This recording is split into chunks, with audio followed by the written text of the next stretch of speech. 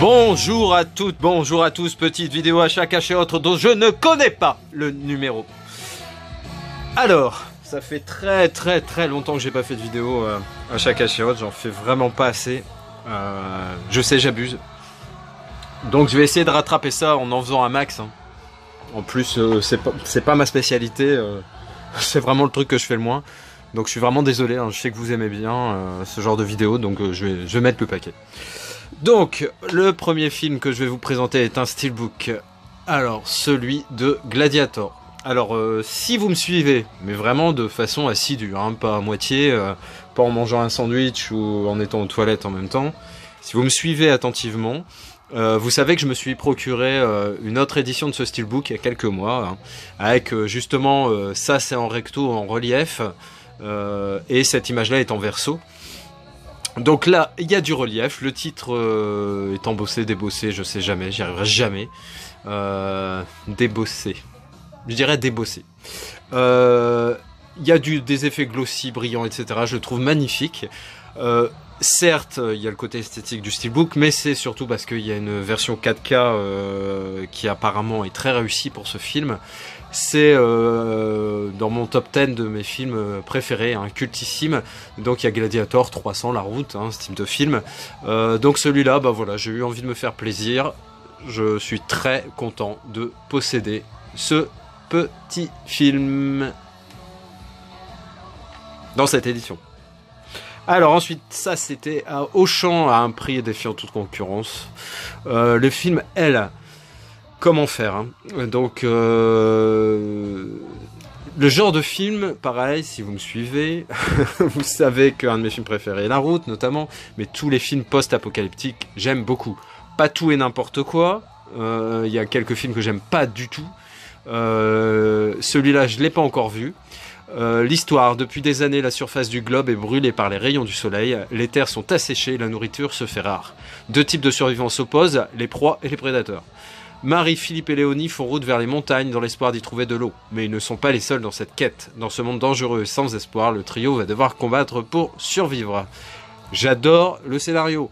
Mais après, ce que ça va valoir, je ne m'avancerai pas. Je ne sais pas. Ils disent que c'est inspiré de La Route. Donc c'est produit par Roland Emmerich, hein, celui qui a fait 2012, le jour d'après Independence Day. Donc ça s'annonce pas trop mal. Ensuite, un film que j'ai depuis quand même maintenant quelques mois, hein, que j'avais acheté, je me souviens, au Furet du Nord, hein, dans une offre 3 pour 30 €. Donc ce silence de Martin Scorsese, avec Liam Neeson, Adam Driver et Andrew Garfield, pas le chat, hein, c'est l'acteur. Tu sors, bah, c'est vrai, si je sors je peux plus faire la vidéo, bah, tu sors quand même, non bah, je vais rester, hein. D'accord, je reste, ok, tu restes. Donc, non mais, ouais voilà quoi. Moi j'ai des splits, je suis un peu bipolaire, schizophrène, un peu tout ça. Mais je suis pas le seul, mais moi je le sais. Hein. Il y a d'autres youtubeurs qui le savent pas, mais ils le sont salement. Hein. Mais vraiment salement. Donc, deux jésuites se rendent au Japon pour trouver leur mentor disparu, Ferreira. Au terme d'un dangereux voyage, ils devront mener dans la clandestinité une quête périlleuse qui va les confronter aux pires épreuves. Moi quand j'avais vu la bande-annonce, j'avais accroché. Je sais que c'est un film lent. Mais il y a des fois moi aussi je suis lent, j'ai pas forcément besoin que ça aille super vite, et donc voilà, c'est un film qui doit durer assez longtemps je suppose, je vois bien le truc, 2h40, ouais, je me suis pas trompé. Donc Silence, alors ça je l'ai trouvé hier, toujours à Auchan dans une opération, il y a plusieurs opérations en ce moment Blu-ray, hein, je vous conseille un petit peu d'y aller, parce qu'il y a des Blu-ray à 6,90 € et il y en a pas mal à 2,90 €. Et là, ça fait partie de ceux à 2,90. C'est Amazing Grace. Donc, film de Terrence Malick, hein, celui qui a fait, si je ne m'abuse, The Thin Red Line. Hein, film que j'adore, hein, sur la guerre de Corée, je crois. Donc là, c'est un peu une histoire encore, mais il faut en parler, hein, sur l'abolition de l'esclavagisme. Donc, William Wilberforce se voit confier par le Premier ministre William Pitt la mission d'abolir l'esclavage. Déchiré entre sa carrière politique et son envie de se consacrer à Dieu, Wilberforce cherche conseil auprès de John Newton, esclavagiste repenti, qui lui explique que les deux vocations ne sont pas incompatibles. Enfin bref, Genre d'histoire que j'adore. Je vois en fond, moi, un voilier, un 3-mâts, des grands costumes. Je pense que ça peut carrément le faire. Si vous connaissez ce film, moi je connaissais juste de titre, hein, mais j'en savais rien du tout. N'hésitez pas à m'en parler. Ensuite, pour ma filmographie, Kevin Costner, ce petit film que j'ai trouvé aussi également hier. C'était dans un cache, en Belgique. Swing Vote, donc milieu politique, mais plutôt, je dis pas comique, mais voilà, pas dramatique, hein, un film léger, si on peut dire. Donc père célibataire à la dérive, Bud Johnson a la chance d'avoir sa fille de 12 ans, Molly, qui s'occupe de lui. Le rôle inversé. Et c'est vrai que moi, des fois, j'ai l'impression qu'on est un peu éduqué par nos enfants et inversement. Moi, mes enfants m'apprennent des choses, je leur en apprends. C'est ça l'échange. C'est plus une éducation, autoritaire et dictatoriale maintenant. Et c'est pas plus mal. C'est participatif. Et il y a du coup beaucoup plus de dialogue dans les familles, enfin en tout cas dans la mienne, que avant où nos parents nous disaient c'est comme ci et c'est comme ça et point barre. Enfin bref, le débat est là, je vais pas m'embarquer là-dedans parce que j'ai pas fini. Donc Saving Grace, ça a l'air très très sympa. En gros, le destin, l'avenir politique du pays et surtout de sa présidence est dans les mains de Kevin Costner. Il y a pire, il y a pire. Ensuite, ça c'était à Nose. J'avais beaucoup de mal à me souvenir si j'avais ce film ou pas. Plusieurs fois où je suis allé à Nose, il y était, mais franchement, j'avais pas envie de me gourer et puis de l'acheter alors que je le possédais déjà. Et franchement, j'avais un méchant doute et je pense que je confondais tout simplement avec The Green Lantern, avec comment il s'appelle déjà. Vous voyez, c'est ça qui est chaud quand on vit. Aïe aïe aïe, putain, ça va m'énerver. Je vois sa tête, hein, ce con. Oui, donc avec Ryan Reynolds. Et là, c'est donc ce film, c'est avec Christophe Waltz, Cameron Diaz et Seth Rogen et Jechu qui joue l'ancien rôle tenu par Bruce Lee. Donc ça m'a l'air très très sympa. Très content de l'avoir trouvé pour pas trop cher parce que j'aurais pas mis un prix dingue pour ce film. Et puis voilà, ça me donnera l'occasion de le voir rapidement. Ensuite, un film tout à fait pour Romain, hein, pour Dark Magikarp, Une petite merveille, Nothing, par le réalisateur de Cube. L'image, rien que les images derrière, j'espère qu'il va faire le point, cette saloperie de téléphone. J'ai le S8, j'avais le S7 en Samsung, et puis finalement, plus on avance, moins c'est bien. Donc colocataires et amis d'enfance, Dave et Andrew vivent en marge de la société, parce qu'ensemble, ils se sentent plus forts face à ce monde qui les rejette et les oppresse. Ils partagent une vieille maison coincée entre deux bretelles d'autoroute. Alors que les ennuis s'abattent sur eux et que leur maison, leur seul refuge, doit être détruite, Dave et Andrew se retrouvent soudain projetés dans un autre monde. Mais quelle est cette mystérieuse dimension ? Toujours-il que leur nouveau monde ne présente pas que des avantages. Non, ça a l'air très très bien. Moi, j'adore les photos derrière. Ça a l'air très poétique, bien barré. Voilà, un film pour Romain. Et pour moi, accessoirement. Pour compléter mes films de requins, de bébêtes avec des grandes dents, voilà, il y a pas longtemps, j'avais acheté... comment il s'appelait celui-là pas La mort au large, justement. Je vais me lever parce que les titres sont juste derrière. Bien sûr, oui, Squall. Mais c'était une édition avec en gros un fake, hein, l'affiche qui correspond pas forcément au film qu'il y a dedans. Donc voilà, là c'est pas le cas. J'aime beaucoup les films de requins. Je partage cette passion commune avec Ip Man, pardon. Et celui-là, je l'ai pas. Donc dans le genre, je vais essayer de me procurer Orca parce que c'est un film que j'avais en VHS, que j'ai jamais revu depuis et que j'aimerais bien me trouver en DVD. Blu-ray, je crois pas trop qu'il existe, mais en DVD. Et puis voilà, ça commence à être pas mal abouti pour les monstrueuses bestioles maritimes. Ensuite, alors l'édition, je sais, collection action, les meilleurs films en DVD, j'aime pas trop non plus. Cadre orange, c'est pas super joli. Mais pour l'instant, je l'ai trouvé que comme ça. Donc là, je vais être très très embêté pour savoir où je vais le mettre, si je le mets dans ma filmo Harrison Ford ou Brad Pitt, parce que là, ils se partagent l'affiche et je fais les filmos des deux acteurs. Donc je crois, si je me souviens bien, ça se passe sur l'histoire de l'IRA, le terrorisme en Irlande, etc. Alors, flic de New York d'origine néerlandaise héberge Frankie, membre actif de l'IRA, venu négocier l'achat d'une cargaison d'armes. Ignorant tout des activités de son jeune protégé, Tom se prend d'une réelle amitié pour lui jusqu'au jour où il découvre la vérité. Genre de film que j'adore. Je l'avais en laserdisc, je me souviens maintenant.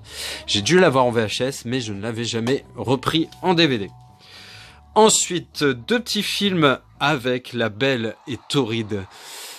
Je crois que c'est une des gonzesses qui me plaît vraiment le plus physiquement, et après les rôles, elle est capable de rôles très tragiques, très sérieux et aussi très comiques. C'est Salma Hayek, quoi. Effectivement, tout le monde l'a découvert dans Une nuit en enfer, hein, Satanico Pandemonium.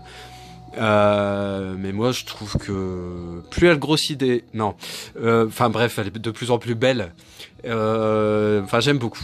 Petite bonne femme, alors que à la base j'aime pas trop, enfin je suis pas trop femme latine, mais celle-là, enfin bref, arrêtons là. Donc c'est un film avec Salma Hayek, Elijah Wood et Jeff Goldblum. C'est voilà, comédie US sympathique. Je sais plus le truc, c'est une histoire d'argent encore ou un lot de pièces anciennes volées. Ouais, enfin grand classique. Hein. Je crois Salma Hayek joue le rôle d'une flic.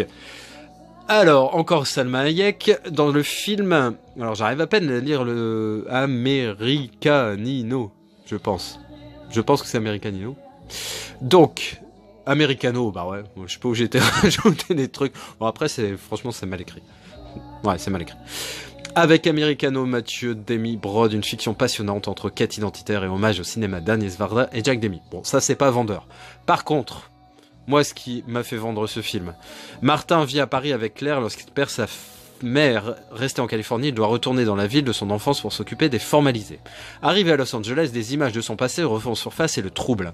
Incapable d'affronter cette épreuve, il fuit vers Tijuana, où il s'égare sur les traces de Lola, une jeune femme mexicaine qu'il a connue jadis. Il la retrouve dans un club de striptease l'Americano.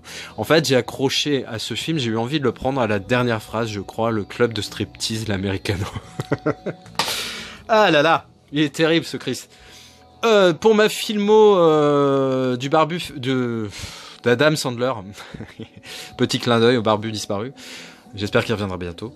Donc un film avec Adam Sandler et Drew Barrymore. Hein, beaucoup de films, ils se sont partagés beaucoup de fois l'affiche. La Drew Barrymore est quand même très jeune sur l'affiche. Il m'a l'air très très sympa, genre de comédie que j'adore. J'aime beaucoup de films avec Adam Sandler, j'avoue. Pour l'instant, j'ai pas été déçu. Je crois que bon, mon préféré restera Copain pour toujours. Hein. En plus, bah voilà, sa femme c'est Salma Hayek, donc voilà. Toujours est-il que Wedding Singer, demain on se marie. Je suis très content de l'avoir trouvé. Ensuite, 2 films. Avec Ice Cube, donc le premier On arrive quand, je pense que c'était Feu Ryan Lee qui en avait parlé dans une de ses vidéos, on partageait on avait ce point commun d'aimer beaucoup les comédies US, et lors de ces vidéos j'en avais découvert pas mal, et il y en avait pas mal qui me donnaient envie. Et On arrive quand, si je me trompe pas, hein, il l'avait présenté, et donc j'étais content quand je l'ai trouvé. J'ai regardé tout de suite avec ma fille, enfin tout de suite quasiment, dimanche dernier, et franchement c'était très très sympa. Un mec qui doit traverser, on va dire, une bonne partie du pays avec 2 gosses qui sont pas les siens, on va dire sa nouvelle conquête, 2 gosses insupportables qui ont pas du tout envie que ce mec, Ice Cube, se mette avec leur mère. Les gosses sont insupportables au possible, ça en fait une très très bonne comédie. Ensuite, il y a plusieurs films comme ça, les Friday After Next, Barbershop, voilà. Donc là c'est Friday, toujours avec Ice Cube, et cette fois-ci avec Chris Tucker, très très bon flic, hein, en gros milieu afro-américain. Ensuite, les 3 derniers films que je vais vous présenter, c'est 3 soit dessins animés ou manga, des animés donc. Il y a 2 japonais et un beaucoup plus américain. Alors on va commencer par les 2 japonais. Donc il y a pas longtemps j'ai trouvé Jinro, hein, la Brigade des loups. Je vais donner une chance à ce film. Effectivement, il y a eu des films terribles que j'ai adorés en manga. Il y en a d'autres pas du tout. J'ai des goûts assez particuliers. J'avais notamment hyper kiffé, c'était Le Géant de Fer. Hein. J'avais vraiment beaucoup aimé. Je me suis recommencé une collection de quelque chose que je vous montrerai dans une prochaine vidéo. J'ai commencé tout doucement les studios Ghibli.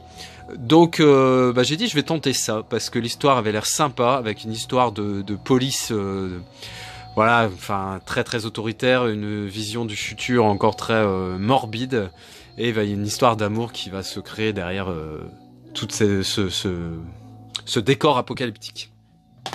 On est toujours dans l'apocalypse et là c'est Quel survivant, le film. Je l'ai regardé hier, je l'ai trouvé à 30 centimes dans un cash, j'ai dit je vais tenter, de toute façon j'en m'en branle, je veux dire 30 centimes, voilà quoi. Parce que à l'époque j'aimais beaucoup Ken, le survivant. Mais pas question de me faire les films, les dessins animés, machin, voilà, je pourrais pas, ça sert à rien. Par contre le film je l'avais jamais vu, donc je dis je vais tenter, c'est le bon truc. Je l'ai regardé hier et j'étais sur le cul. Parce que d'une, c'est pas mauvais, c'est vraiment pas mauvais. Mais les scènes de combat, elles sont d'une violence, mais c'est un truc de malade. Je comprends que mes parents faisaient des yeux tout ronds quand ils me voyaient regarder ça. Les mecs sont démesurément grands et musclés, mais c'est un truc de malade, hein. Les mecs ils font 30 mètres et ils ont des bras qui doivent faire 2 mètres d'envergure et de circonférence, pardon. Mais vraiment des scènes de violence incroyables. Il y a du sang qui explose de partout, enfin du sang qui, en gros, l'école au couteau, hein, si je me souviens bien, et Nanto, monde apocalyptique et en gros il y a une histoire d'amour quand même sur le fond, hein, parce que Ken est amoureux, il a envie de Ken. Je sais, je sors encore une fois, mais je vais pas faire que ça, rentrer sortir, hein, la vidéo, je la ferai jamais sinon. Hein. Donc ouais, et donc quand il frappe très très vite, hein, généralement ça fait comme ça quand il frappe, hein, c'est des bruitages de ouf, hein, je sais, merci. Et ben ouais, au bout de quelques secondes, hein, pas tout de suite, la tête commence à se déformer et ça explose dans tous les sens avec des morceaux de cervelle et tout qui explosent. Et pareil, ils se font arracher la colonne vertébrale, les bras. Non, franchement, c'est gore, hein. C'est vraiment gore. Mais moi, j'ai passé un super moment. Et le dernier film. Et là, on change carrément de registre. Après le gros Ken, le survivant, qui arrache les têtes, et ben c'est la petite souris toute mignonne avec son petit baluchon qui va découvrir les États-Unis. Donc c'est Fievel et le Nouveau Monde. Donc présentation de Steven Spielberg. Vous connaissez ce film, il est très joli. Je l'avais pas. J'arrive à me retrouver là en faisant mon petit bonhomme de chemin. Les petits films, les petits dessins animés des années 80-90 qui me manquaient et qui étaient, à mon sens, importants que je possède. Donc écoutez, voilà, cette petite vidéo est terminée. J'espère qu'elle vous a plu autant que moi j'ai aimé la faire. N'hésitez pas à commenter, à vous abonner.